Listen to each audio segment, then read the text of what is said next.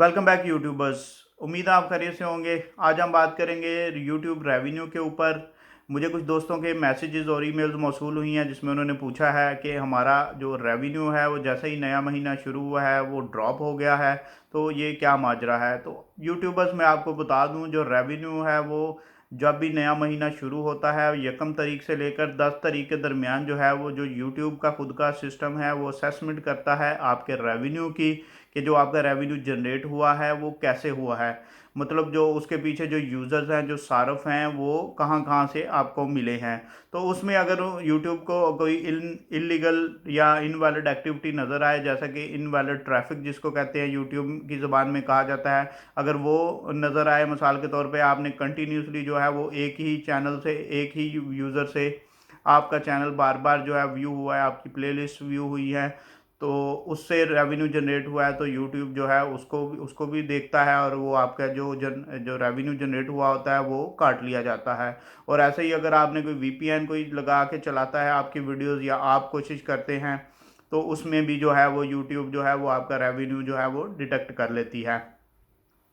तो ये साथ साथ रेवेन्यू जनरेट होना ये कोई बड़ी बात नहीं है कि आपका ये रेवेन्यू जनरेट हो रहा है तो आपको यही मिलेगा। जो यकम तारीख होती है हर महीने की और 10 तारीख के दरमियान जो है वो यूट्यूब डिडक्ट करता है उस रेवेन्यू को, जो कि इनवैलिड ट्रैफिक या इनवैलिड एक्टिविटीज़ की वजह से जनरेट हुआ होता है।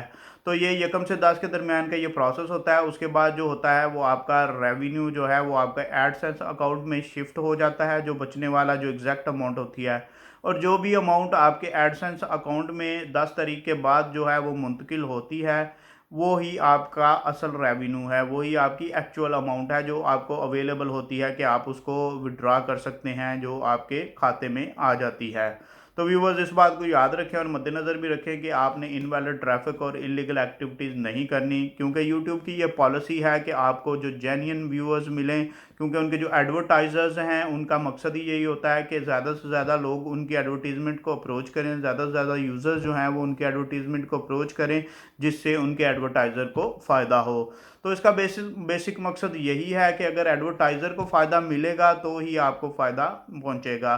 तो अगर आप इसी तरह की इलीगल एक्टिविटीज़ या अपने घर के सिस्टम पे ही वीपीएन लगा के चलाएंगे, या आप उसके अलावा आप एक ही बंदे को, एक ही सिस्टम या कुछ यूज़र, एक या दो यूज़र, वो मुसलसल डेली आपकी प्लेलिस्ट से चलाते जा रहे हैं, तो ये चीज़ भी यूट्यूब से छुपी हुई नहीं रहती।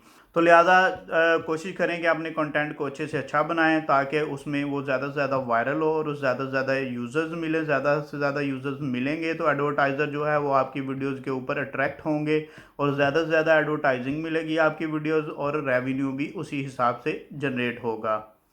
तो उम्मीद है ये वीडियो आपके लिए यूज़फुल होगी। जिन लोगों के ये मसले मसाइल थे कि ये रेवेन्यू क्यों ड्रॉप हो गया, उनको अपने सवालात के जवाब मिल गए होंगे। तो जाने से पहले व्यूवर्स, बराए मेहरबानी हमारे चैनल को सब्सक्राइब कर दें, बेल आइकन प्रेस कर दें, ताकि आने वाली हर वीडियो आपको इन टाइम मिल सके। Thank you.